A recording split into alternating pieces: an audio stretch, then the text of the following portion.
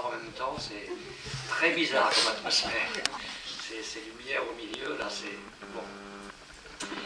Voilà, j'aimerais tout d'abord vous saluer chaleureusement dans le nom de Jésus, vous dire, ce ne sont pas des mots, c'est l'expression de notre cœur, l'immense joie que nous avons de pouvoir partager avec vous ces 8 réunions dans la présence de Dieu, puisque nous sommes, Dieu voulant, ensemble jusqu'à lundi midi.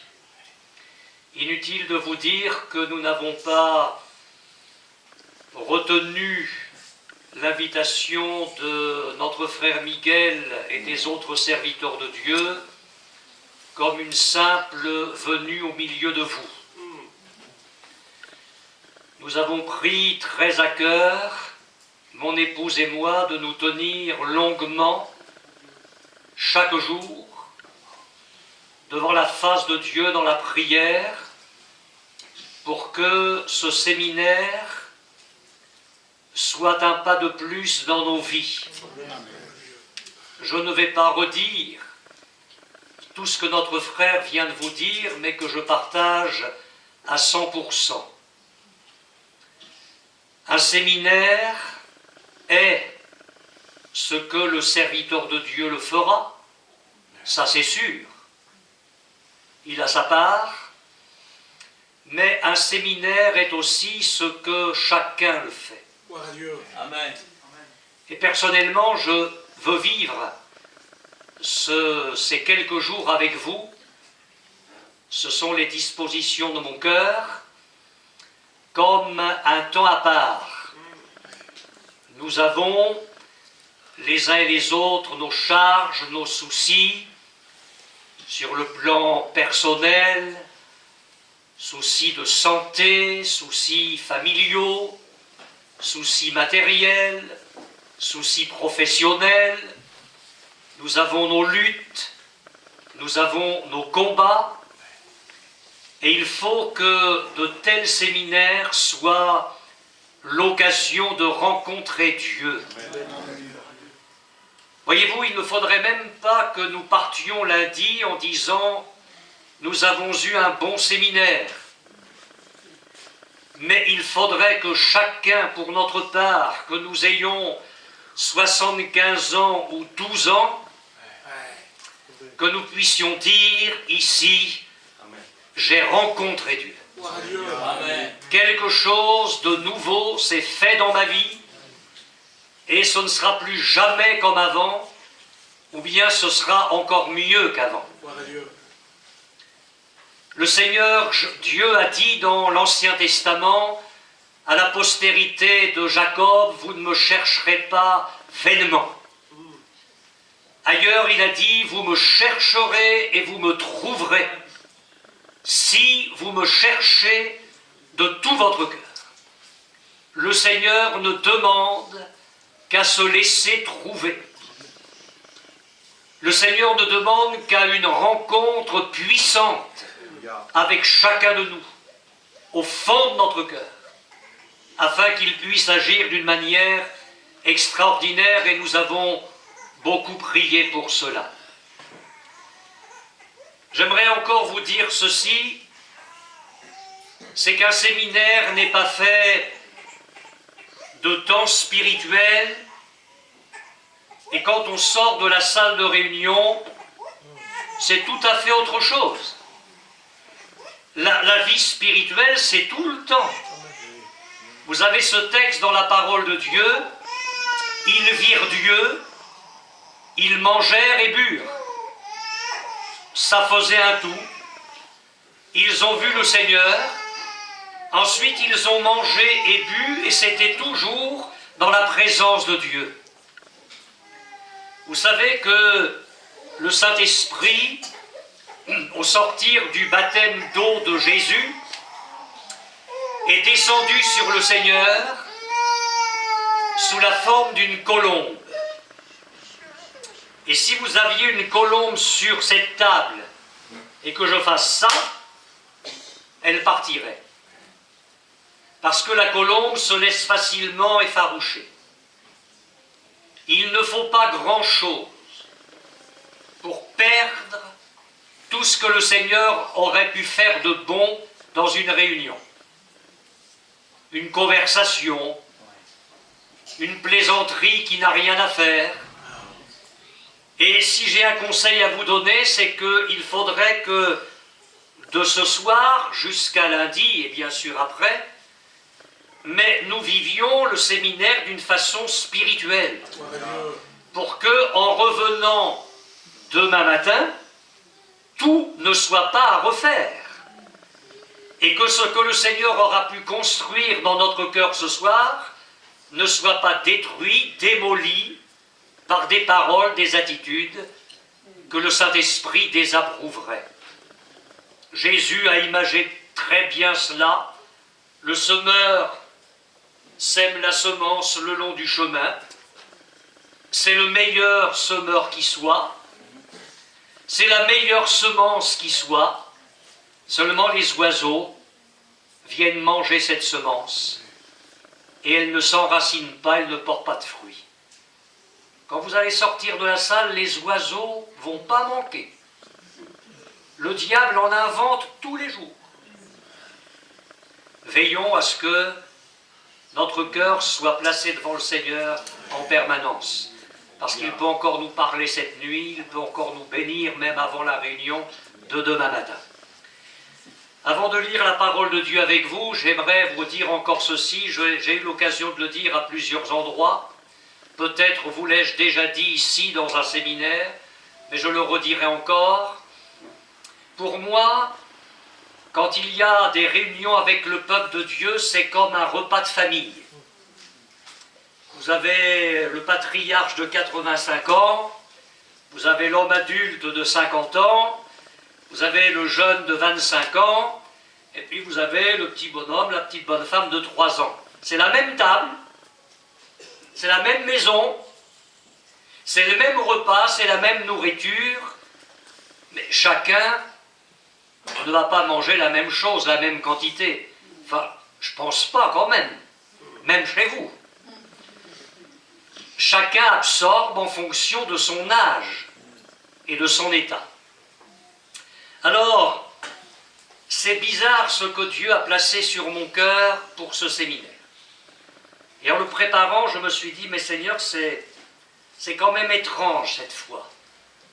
Parce que va y avoir la côte de bœuf, va y avoir la bouillie premier âge, va y avoir le lait, et je me demande si le Saint-Esprit n'a pas une idée, passez-moi l'expression, derrière la tête, c'est d'agir en chacun. Alors ce soir, et peut-être demain matin, ce ne sera qu'une introduction, et après, on va attaquer avec la côte de bœuf, dès le départ. Alors, ceux qui sont comme des bébés, c'est pas facile de mettre une côte de bœuf dans un biberon.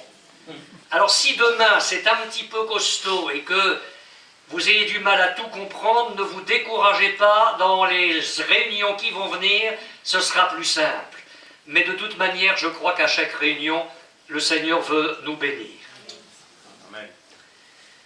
Comme à chaque fois, quelques curieux m'ont demandé sur quoi nous allions parler dans ce séminaire.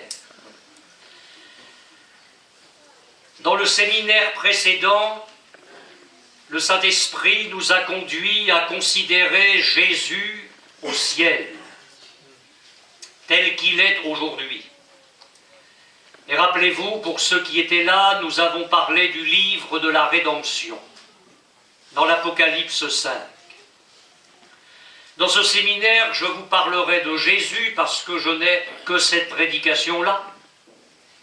Quand on me demande sur quoi je vais prêcher, je réponds à chaque fois à Jésus, parce que je ne vois pas ce qu'on peut prêcher d'autre. Mais cette fois, nous allons le faire descendre sur la terre.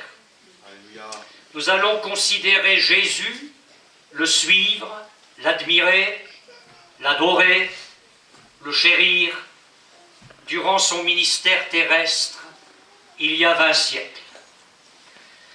Nous allons introduire la réunion de ce soir en lisant dans le livre du prophète Ésaïe, au chapitre 53 et au verset 1er. Qui a cru à ce qui nous était annoncé? Dieu n'a pas changé. Jésus est le même hier, aujourd'hui et éternellement. Le Saint-Esprit est l'Esprit éternel. Le ciel et la terre passeront, mais la parole de Dieu ne passera jamais. Nous, le peuple de Dieu, nous n'avons pas le droit de rabaisser l'Évangile, de diminuer l'action de Dieu. Qui sommes-nous pour dire qu'aujourd'hui Dieu ne ferait plus ce qu'il faisait il y a 20 siècles? Je crois que notre Dieu aujourd'hui guérit les sourds, purifie les lépreux, ressuscite les morts, fait parler les muets, délivre les démoniaques. Et vous allez me dire, mais Vallière, nous ne voyons plus cela au milieu de nous. D'accord, mais ce n'est pas la preuve que Dieu ait changé. C'est nous qui changeons. Mais si nous redevenons ce que le Seigneur attend de nous, alors nous nous mettrons en relation, en communion avec un Dieu qui n'a pas changé, et nous verrons qu'il est capable de déployer ses œuvres au milieu de nous. Le Seigneur attend de nous la foi. Il faut que celui qui s'approche de Dieu croit que Dieu existe et qu'il récompense ceux qui le cherchent.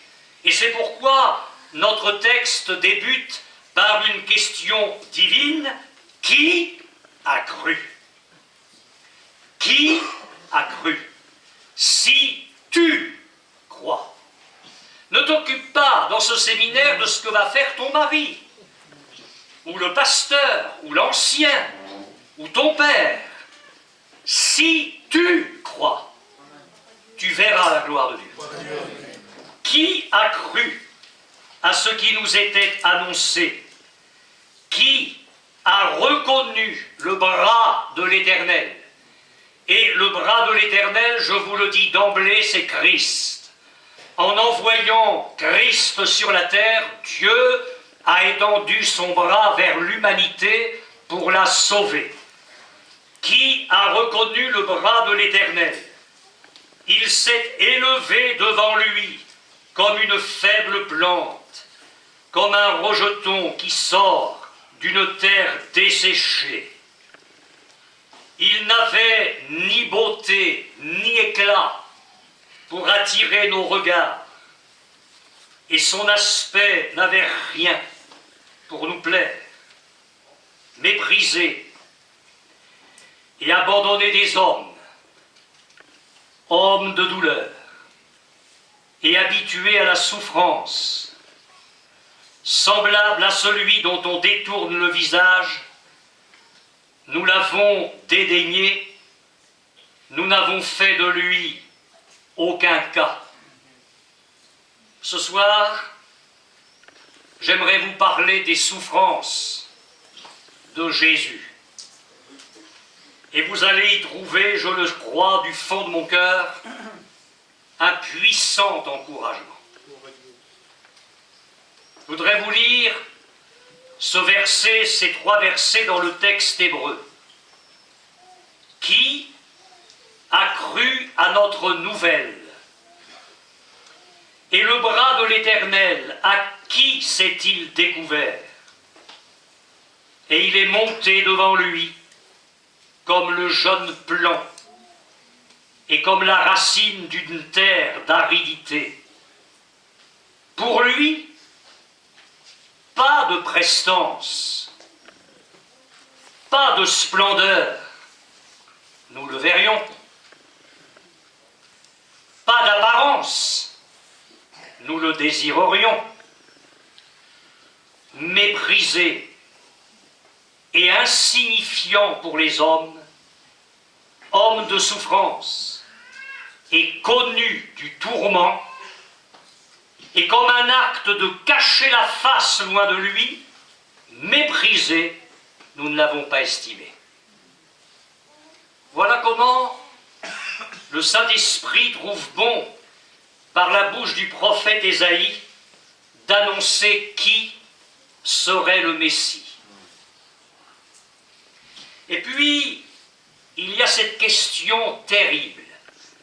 Dans les lamentations de Jérémie, je dis qu'elle est terrible parce qu'elle nous concerne. Et nous le verrons dans les premières réunions de ce séminaire. Lamentation de Jérémie, chapitre 1er, verset 12. Je m'adresse à vous tous qui passez ici. Et je prie pour que cette parole résonne jusqu'au fond de la salle et devant, et qu'elle atteigne ton cœur, et qu'elle atteigne mon cœur. Amen. Écoutons bien. Je m'adresse à vous tous qui passez ici. Regardez et voyez s'il est une douleur pareille à ma douleur, à celle dont j'ai été frappé. L'Éternel m'a affligé au jour de son ardente colère. Alors je vous l'accorde, ce verset concerne Jérusalem dans un temps de jugement. Mais cette parole concerne aussi Christ, le Messie, qui s'identifie à Israël, à Jérusalem, dans la colère de Dieu, dans le châtiment de Dieu. Et c'est le Christ sur la croix qui ce soir nous dit, je m'adresse à vous tous qui passez ici. Je voudrais que ce soir, et demain, et dimanche, et lundi, et quand on va rentrer à la maison, le Saint-Esprit nous amène et nous ramène sans cesse là, au Golgotha, au pied de la croix. Amen. Et que nous entendions le Christ nous dire, regarde, et vois s'il est une douleur pareille à ma douleur, à celle dont j'ai été frappé, affligé au jour de la colère de l'Éternel. Je dois vous dire que pour le séminaire, j'ai dû relire tous les évangiles et une grande partie du Nouveau Testament. Parce que je ne pensais pas mettre les pieds dans un océan aussi vaste et aussi profond. Et j'ai découvert que le sujet et l'étude des souffrances du Seigneur Jésus est non seulement très vaste, mais également très précieux.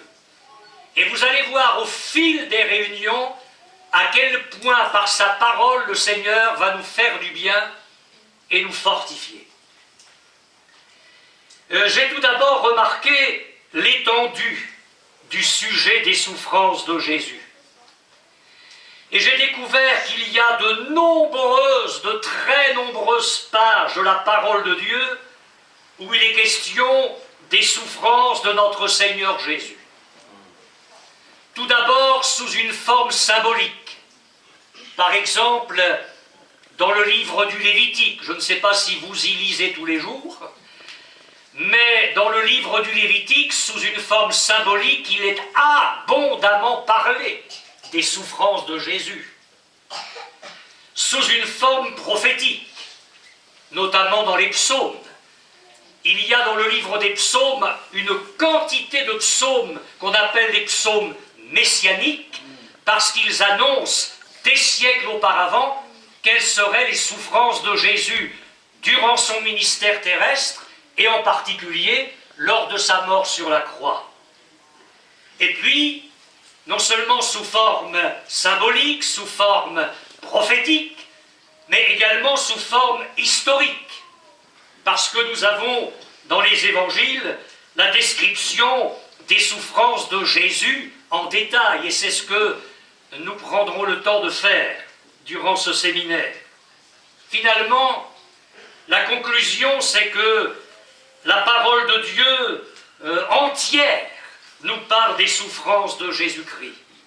Regardez, Dieu n'a pas encore fermé la porte du jardin d'Éden, Adam et Ève y sont encore, que l'Éternel prononce déjà cette parole au serpent, la postérité de la femme t'écrasera la tête. Alléluia. Amen. Et tu lui blesseras le talon. Parce que l'écrasement de la tête du serpent a eu un prix énorme qu'aucun de nous ce soir ne peut comprendre ni évaluer. C'est que la postérité de la femme a été blessée au talon. Et déjà là, en Éden, parmi les arbres du jardin, vous entendez l'écho de la croix. Écoutez bien le chapitre 3 de la Genèse. Vous entendez déjà les clous sur la croix. Tu lui blesseras le talon. Les souffrances de Jésus, mais elles sont dans les premières lignes de la Genèse, jusque dans l'Apocalypse. Le séminaire dernier, l'agneau était là, rappelez-vous, au milieu du trône. Mais comment? Comme un agneau immolé. Et du même coup, vous prenez en plein cœur à nouveau les souffrances de Jésus. Il est partout, souffrant, homme de douleur, ensanglanté. Mais regarde, toi qui passes ici. Et voici, il y a une douleur qui soit pareille à la sienne. Je suis arrêté sur les textes, vous n'en doutez pas, pour y réfléchir longuement. Jésus a été l'homme de douleur. Et nous, on se plaint. Il a été l'homme de douleur. La douleur chez Jésus n'a pas été accidentelle comme ça, une fois tous les 6 mois. Le Saint-Esprit me dit dans le livre d'Ésaïe, habitué à la souffrance.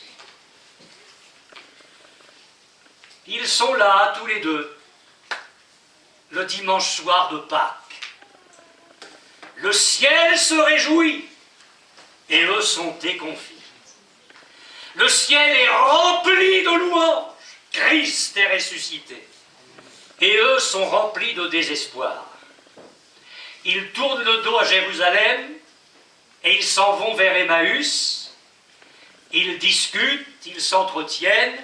Et quand quelqu'un qui n'a pas le moral s'entretient avec quelqu'un qui n'a pas le moral baisse au fur et à mesure des kilomètres. Et lui, il l'a vu, le ressuscité de Pâques. Il s'approche, il fait route avec eux, ils sont tellement découragés que leurs yeux sont empêchés de le reconnaître, et il leur pose une question, mais de quoi est-ce que vous vous entretenez en marchant pour que vous soyez dans cet état-là? Vous êtes tellement triste. Alors j'aime la parole de l'un des deux, qui s'adresse à Jésus, et qui lui dit, es-tu le seul qui, séjournant à Jérusalem, ne sache pas ce qui y est arrivé? Ben, s'il y en a un qui savait ce qui était arrivé à Jérusalem, c'était bien lui. Et comme Jésus ne peut pas mentir, et qu'il n'a jamais menti, qu'il ne mentira jamais, il n'a pas dit oui je sais ou non je ne sais pas. Il a dit quoi? Et cette simple question va les obliger à vider leur cœur. C'est le début de la guérison. Vous savez, quand on en a plein le cœur, de rancœur, de frustration, d'incompréhension, mais on ne comprend pas que le Seigneur nous abandonne. On a prié, on a espéré, on l'a suivi 3 ans et demi, on s'est dit, ça y est, c'est le Messie, on a raison, tout notre espoir est là, et avec lui on a tout trouvé, tout s'effondre. Et dans leur cœur, c'est l'effondrement total. Et il va falloir qu'ils se vident de leur effondrement. Et quand tu viens au Seigneur en sa compagnie telle que tu es, ne triche pas, ça va pas. Ben dis-le lui. Pourquoi est-ce que tu auras un masque ce soir en essayant de jouer à celui qui va bien, en essayant de paraître celle qui va bien, alors que tu sais très bien ce soir, tu le sais ma sœur, tu le sais, ça va pas. Tu es arrivé ici avec un fardeau terrible, et tu le sais très bien. Là, au fond de ton cœur ce soir, tu le sais, c'est bourré de pourquoi. Je comprends plus. Je comprends plus, Seigneur. Mais qu'est-ce qui se passe? Pourquoi tu laisses une telle situation? Alors, ils sont en train de vider leur cœur, de leur désespoir. Nous espérions que ce serait lui qui délivrerait Israël, mais avec tout ce qui s'est passé, on ne comprend plus. Alors c'est vrai que des femmes sont allées au sépulcre. Quand elles sont arrivées, la pierre était roulée, le Messie n'était pas dedans, et elles sont venues dire que des anges leur sont apparus et ont dit qu'il était ressuscité. Alors, plusieurs d'entre nous ont couru au sépulcre pour aller voir. Alors, elles ont bien vu les choses comme les femmes l'avaient dit, mais lui, l'essentiel, lui, ils l'ont pas vu. Alors, la parole éternelle, Jésus, qui est la parole faite chair, va leur expliquer la parole faite livre. Ah, moi j'aurais voulu être à cette étude biblique. Hein. Entre Jérusalem et Emmaüs, il y a à peu près 11 kilomètres, qu'on a fait calmement, très doucement. L'étude biblique a duré à peu près 2h30, faite par Jésus. Et qu'est-ce que Jésus fait? Ô homme, dont le cœur est lent à croire tout ce qu'ont dit les prophètes. Ne fallait-il pas que le Christ souffrit ces choses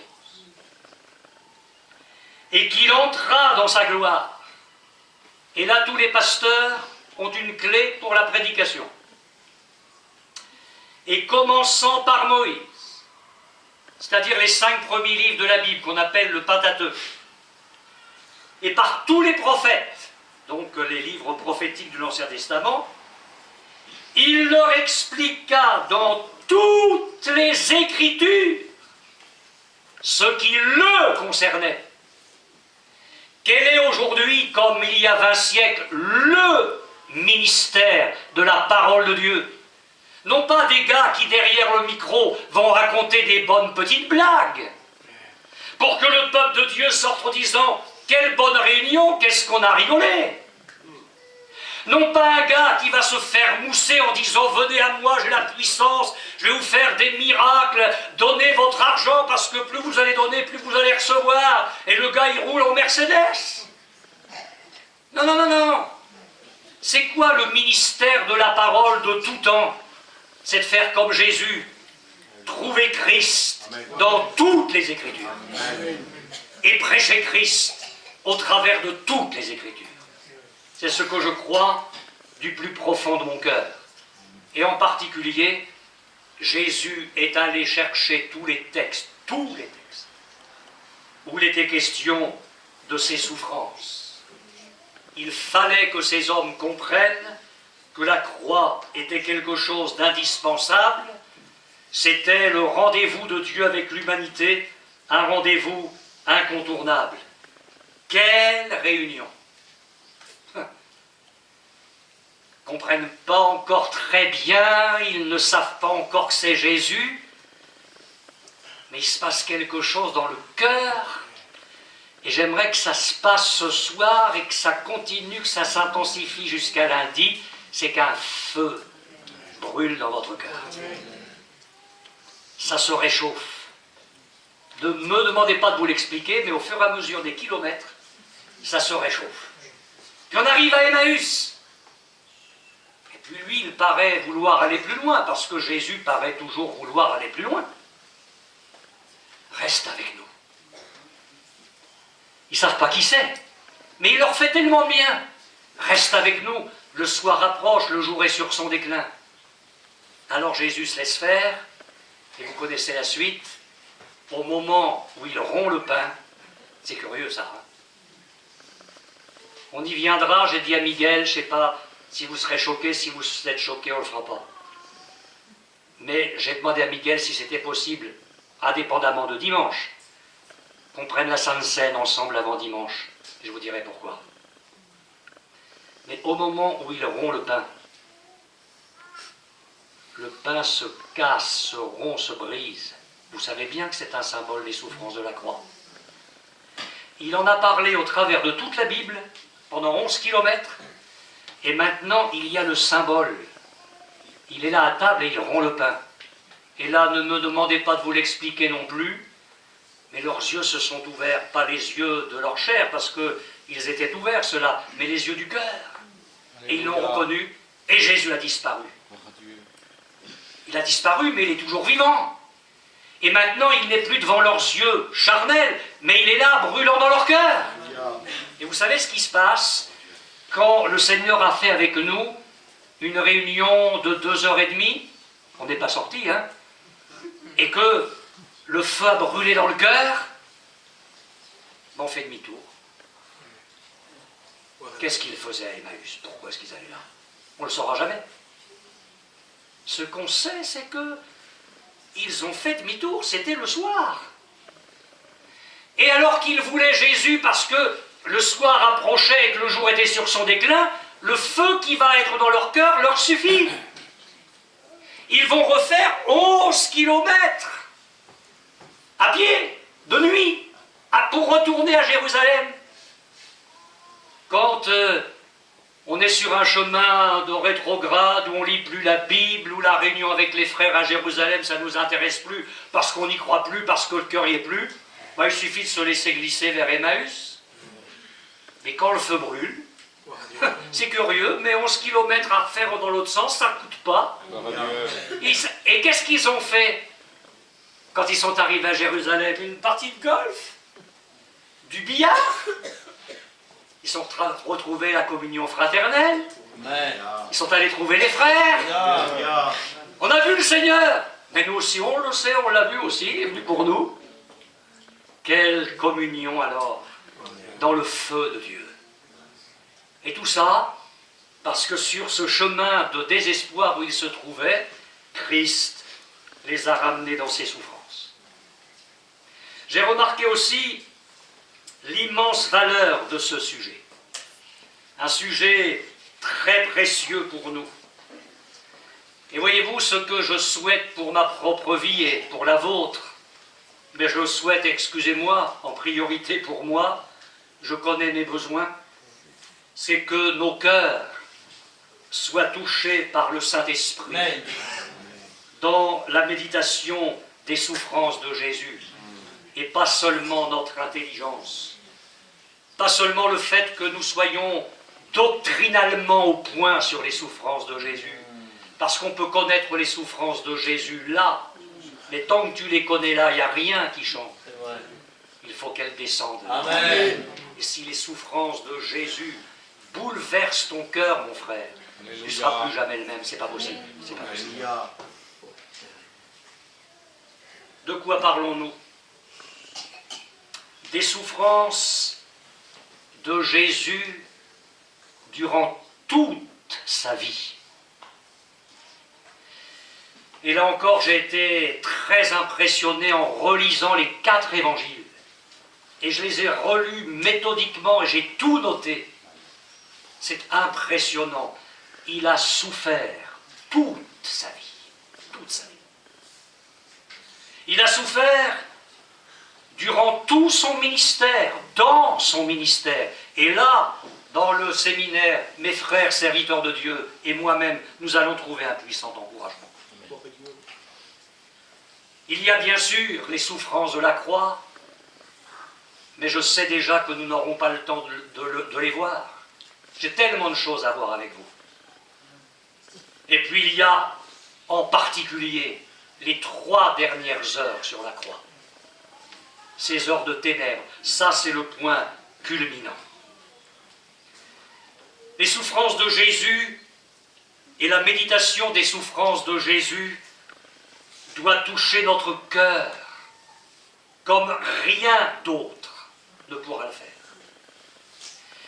Et la méditation des souffrances de Jésus doit nous affermir dans le Christ. Nous avons besoin, dans les temps que nous allons traverser, d'être enracinés et fondés dans le Christ. C'est ce que dit l'apôtre Paul aux Colossiens. Si vous vous arrêtez sur ce terme-là, fondé dans le Christ, c'est l'Église édifice. Et si vous entendez l'autre terme, enraciné en lui, c'est l'Église qui la vigne. Que nous soyons l'édifice ou la vigne, fondé ou enraciné, il faut que ce soit dans la personne du Christ. Il faut, mes frères et sœurs, qu'avec la grâce de Dieu, nous secouions la vipère dans le feu. Il y a une vipère qui est en train de s'attacher aux mains du christianisme européen. C'est la mondanité, c'est la légèreté, c'est la superficialité, c'est l'aveuglement. Dans des églises, les gens font du théâtre. Dans des églises, les gens dansent. Dans des églises, je l'ai vu, de mes yeux vu, dans les temps dits de louange, les chrétiens debout se trémoussent sensuellement, vêtus sensuellement, comme dans les boîtes de nuit. Je dis, il faut arrêter ça. Et j'ai envie de dire, Seigneur, entre rapidement dans ta maison. Sois le feu du fondeur. Purifie la classe sacerdotale. Purifie les fils de Lévi. Nettoie la maison de fond en comble. Sors les ordures de ta maison. Balaie tout ce qui est impur, sale, dégoûtant. Et rétablis ta gloire au milieu de ton peuple. L'Église d'Europe est en train de sombrer dans l'aveuglement. Nous sommes au bord du chaos. L'islam va s'emparer de nos pays européens. Ils vont brûler nos églises. Ils vont nous décapiter. Pourquoi pensez-vous qu'ils feraient autrement qu'ailleurs? Il y a un objectif. Et pendant ce temps-là, l'église a ses petits flonflons le dimanche matin. Mais arrêtons ça. Arrêtons ça. Il faut que nous revenions aux souffrances de Christ, parce que dans une tournée missionnaire, l'apôtre Paul et ses collaborateurs ont refait le chemin inverse. Ils avaient évangélisé, et Paul a dit on refait le chemin inverse. Et ils ont fortifié les églises. Vous savez comment? En leur rappelant que c'est par beaucoup de tribulations qu'ils nous font entrer dans le royaume de Dieu. Moi, je ne suis pas le genre de prédicateur qui va chercher de votre part des dédicaces. Je ne suis pas venu dans ce séminaire pour que vous m'applaudissiez, pour que vous m'aimiez encore plus, mais je sais que vous allez m'aimer encore plus, ça c'est sûr. Mais je ne suis pas venu pour ça. Je sais ce qu'il faudrait faire, et ce qu'il faudrait vous dire pour que je sois le meilleur. Vous dire que tout va bien, que le Seigneur est bon, que le Seigneur va faire plein de bonnes choses. Et c'est vrai qu'il veut faire ça. Mais je suis venu vous dire qu'il nous appelle à suivre son chemin de souffrance. Amen. Et que nous allons souffrir. Et qu'il va falloir nous y préparer. Et qu'il va falloir nous armer de la pensée de souffrir. Amen. Si nous voulons tenir dans le temps qui arrive. C'est ça que nous avons besoin d'entendre. Et c'est ça que je suis venu vous dire. La méditation des souffrances de Jésus doivent nous bouleverser pour une simple raison, c'est qu'elles sont le témoignage de l'amour de Dieu qui a conduit Jésus sur un tel chemin. Je voudrais vous dire encore un certain nombre de choses. Je ne voudrais pas aller trop loin, il faut être raisonnable. Nous avons fait le voyage, certains sont fatigués. Nous poursuivrons demain matin. Mais savez-vous pourquoi les souffrances expiatoires de Jésus sont tellement précieuses pour nous? Parce qu'elles sont le fondement de notre salut. Nous ne sommes pas sauvés parce que Jésus a fait des miracles pour nous. Si tu es allé dans le baptistère parce que Dieu t'a guéri, ça craint. Le fondement de notre salut, l'accomplissement de La rédemption éternelle de notre âme, ce ne sont pas les miracles, les guérisons, ce sont les souffrances de la croix. Alors ce soir, je viens vers Christ et je lui dis, mais Seigneur, je te bénis, je t'adore, je te glorifie, parce que ce soir, je suis sauvé. Mon nom est écrit dans le livre de vie là-haut dans le ciel, à cause de tes souffrances sur la croix. Les souffrances de Jésus sur la croix sont précieuses, parce qu'elles sont le fondement de notre délivrance de la puissance de Satan. Nous ne sommes pas délivrés de la puissance du diable par nos efforts, par nos promesses, par nos résolutions, mais Christ nous a délivrés de la puissance de Satan par les souffrances de la croix. J'aime ce texte des Colossiens. Il a dépouillé les dominations, les autorités, et il les a livrées publiquement en spectacle. Vous savez, un peu comme le chef de l'armée romaine qui rentrait dans Rome avec les marques de sa victoire et qui traînait les prisonniers et qui rentrait là, vainqueur dans la cité. C'est ce mot-là qui est employé, c'est cette pensée-là. Christ a dépouillé les dominations et les autorités. Tu regardes la croix et tu vois l'enfer qui se traîne derrière Christ comme un enfer vaincu. Alléluia. Ouais. C'est ça pour ta vie et c'est ça pour la mienne.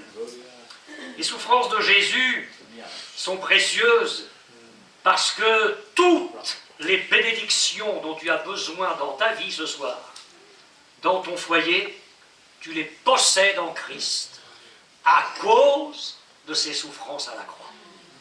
Il a été la victime expiatoire et ce soir tu peux venir vers ton Père céleste en revendiquant tes droits. Tu peux venir avec assurance et lui dire, voilà Seigneur, je suis très gourmand. Je ne vois pas pourquoi je me priverais alors que je suis un prince, une princesse, et que je suis co-héritier de Christ. Alors ce soir, je viens dans ta maison qui est une maison d'abondance. Je viens parce que j'ai tout pleinement en toi. Vous avez remarqué comme le diable essaie de nous ficeler. On vient vers le Seigneur comme s'il allait donner des petites choses, des petites miettes. Mais quand le Seigneur parle de nous bénir, c'est toujours en termes d'abondance. Des fleuves d'eau vive couleront de votre sein. C'est pas verse l'abondance. Je suis venu afin que mes brebis aient la vie et qu'elle l'ait en abondance.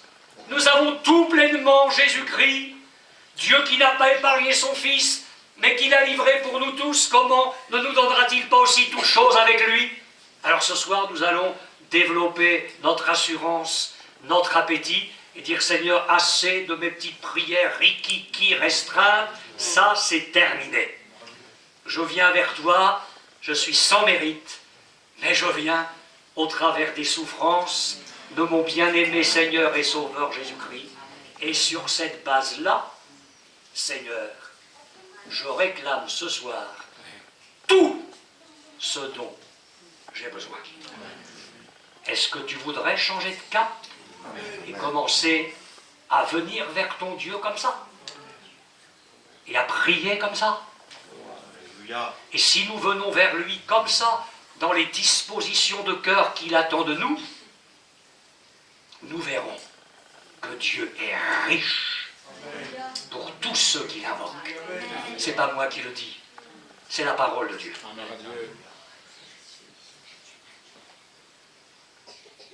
Les souffrances de Jésus sont précieuses, j'ai noté, parce qu'elles sont l'accomplissement de l'œuvre par laquelle Jésus-Christ a parfaitement glorifié Dieu.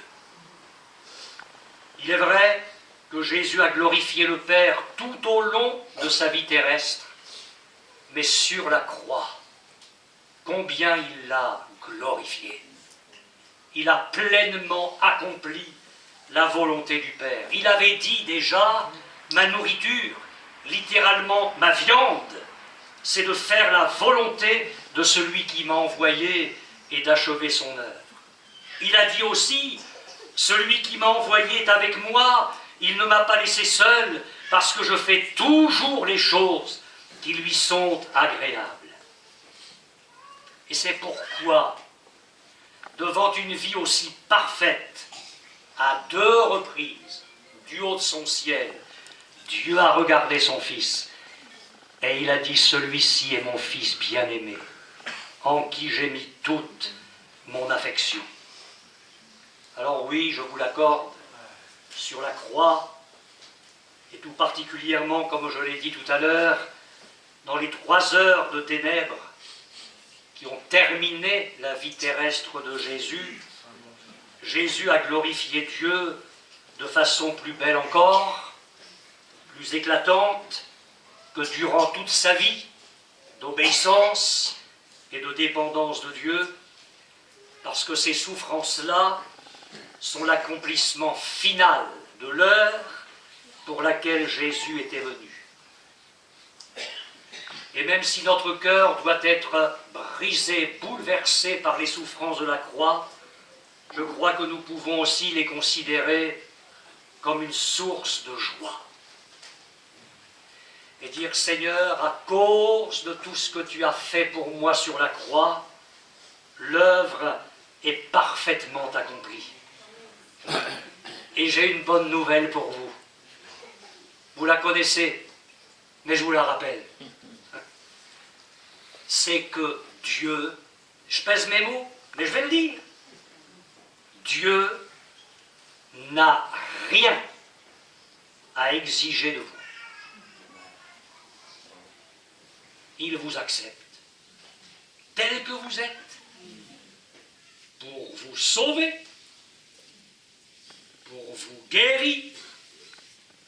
Et on va prier pour les malades dans ce séminaire. Il va falloir que Dieu se glorifie.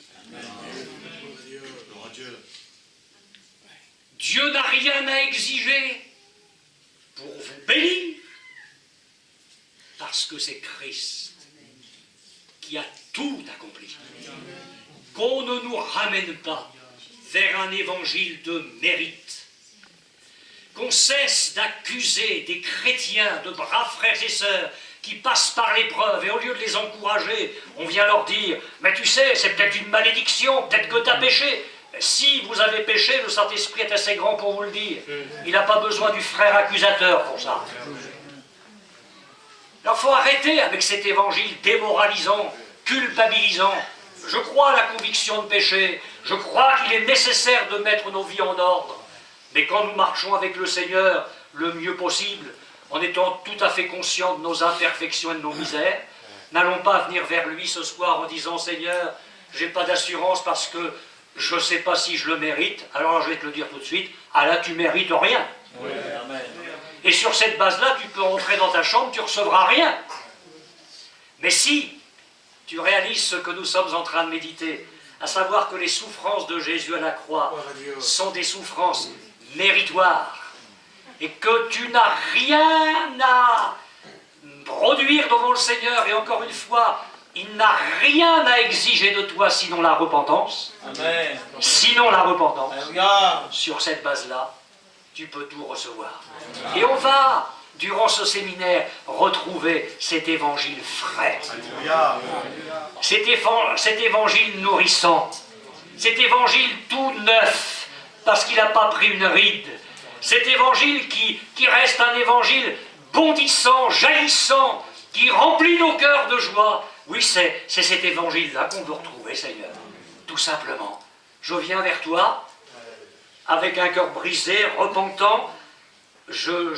J'accepte que le sang de Jésus soit là constamment sur ma vie, me purifiant, me lavant, et parce que je suis ton enfant, Seigneur, je crois que tu n'attends rien d'autre que ça, et que tu veux pleinement me bénir.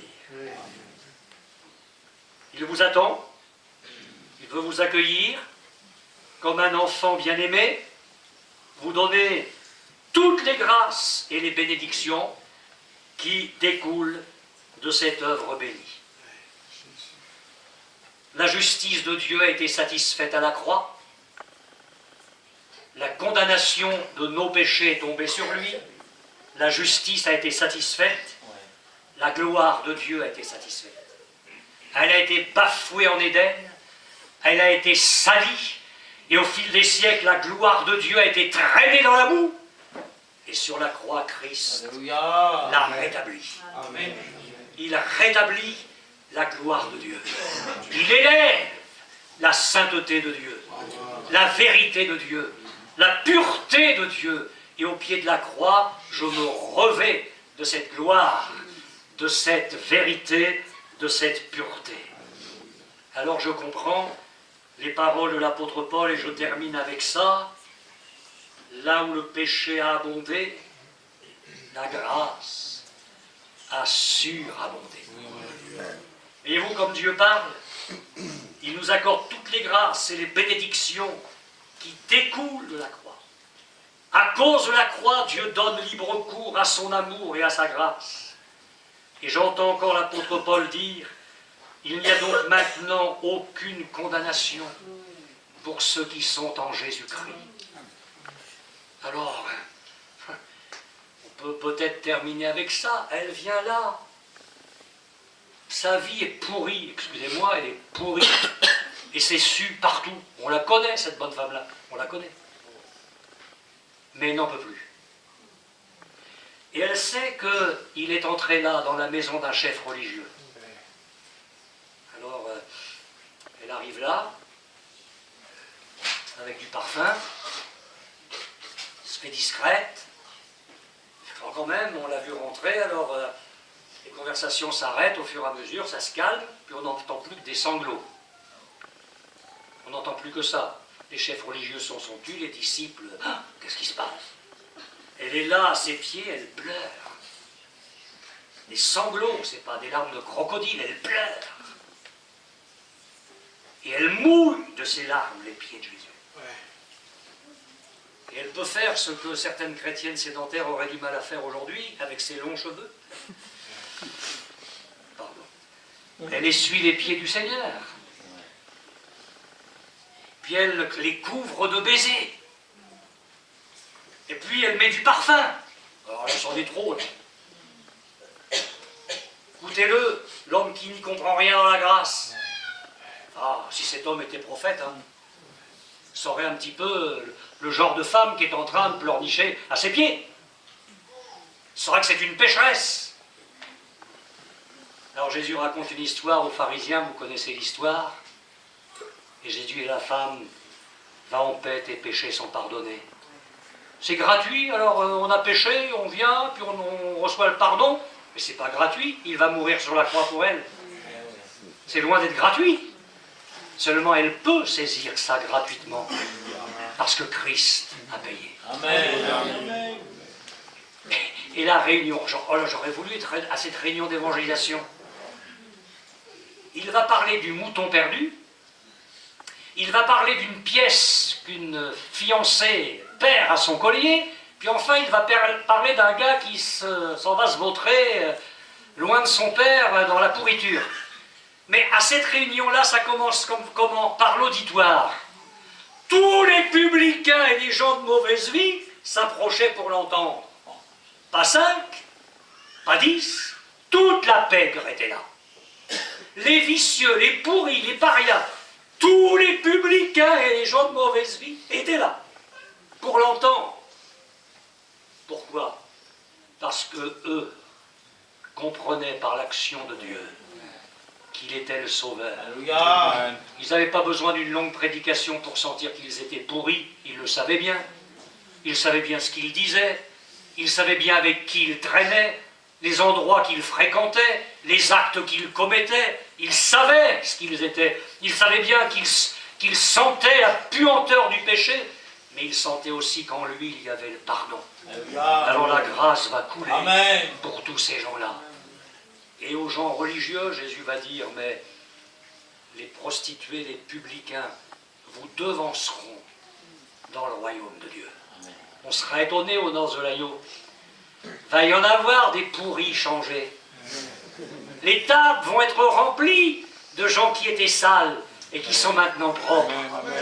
De gens qui sentaient mauvais et qui maintenant respirent le bon parfum de la grâce de Dieu. Le ciel va être rempli de ces gens-là. Pourquoi pas toi ce soir?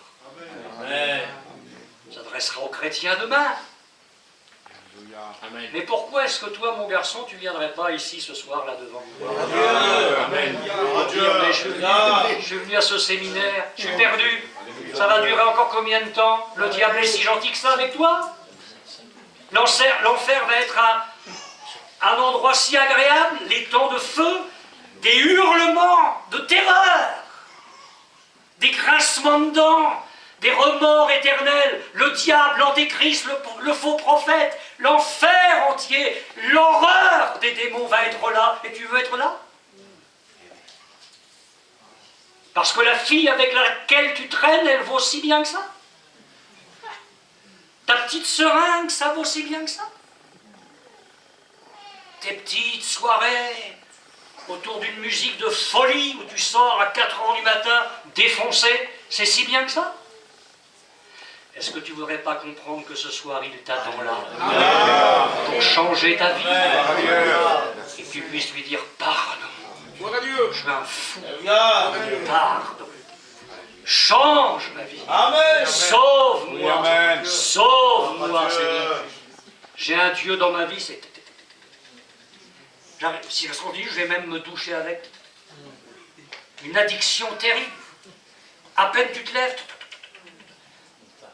De la folie. Nos jeunes sont des fous. Ce sont des aliénés, je vous le dis. Parents, faites attention. Vos jeunes sont des aliénés, ils sont là. Ils sont happés par l'engin. Mais la vie, c'est pas ça. La vie, c'est pas ça. Jésus est venu nous délivrer de nos chaînes. Alors on va se recueillir, mais je vais faire un appel très court. Je n'ai pas l'habitude, moi, de mettre les gens en condition, tout ça, ça ne m'intéresse pas. Je l'ai dit ailleurs, il y a 15 jours, dans une église, c'est à prendre ou à laisser. Tu viens ou tu ne viens pas, c'est clair, c'est net. On va prier pour toi, on va prendre le temps de prier pour toi. Si ce soir tu veux te convertir, je ne m'adresse donc pas aux chrétiens. Si ce soir tu veux te convertir, donner ta vie à Jésus, mon garçon, ma fille, tu viens devant. Tu ne viens pas comme ça, les mains dans les poches en mâchant du chewing-gum. Hein. Tu viens sérieusement ou tu ne viens pas. Si personne ne vient, moi ça ne va rien m'enlever. Si vous venez, ça ne va rien m'ajouter. C'est pour vous. Le bras de l'Éternel se tend vers toi, c'est à toi de le saisir. Alors s'il y a un garçon, s'il y a une fille qui veut donner sa vie à Jésus, tu viens devant. S'il y a un frère, une sœur rétrograde, qui se dit « Oh, moi, le chemin d'Emmaüs, c'est moi. Oh là là là là, il est temps que je fasse demi-tour. » Si le Seigneur a fait brûler quelque chose dans ton cœur ce soir, alors tu viens. Parce que c'est pas de la rigolade, ça. Seigneur, ma vie, elle est en train de s'éteindre. Je suis sur un mauvais chemin. Seigneur, fais-moi revenir ce soir. Touche-moi dans ta grâce. J'aimerais que nous nous recueillions nos têtes baissées, nos yeux fermés, et on laisse le Saint-Esprit agir. Déjà ceux qui sont devant, ne regardez pas vers moi au fond de votre cœur, priez le Seigneur. C'est votre prière, c'est votre démarche. Le Seigneur attend un temps de repentance, un temps de grâce. Pardon Seigneur, ce soir je t'apporte mes péchés, ma vie misérable. Sauve-moi. Et ce soir, vraiment, je te donne ma vie. Ce soir c'est quelque chose de nouveau qui commence avec toi. Si d'autres veulent venir pendant qu'on va prier, vous venez sur le devant. C'est pas trop tard pendant qu'on prie. Vous pouvez vous approcher.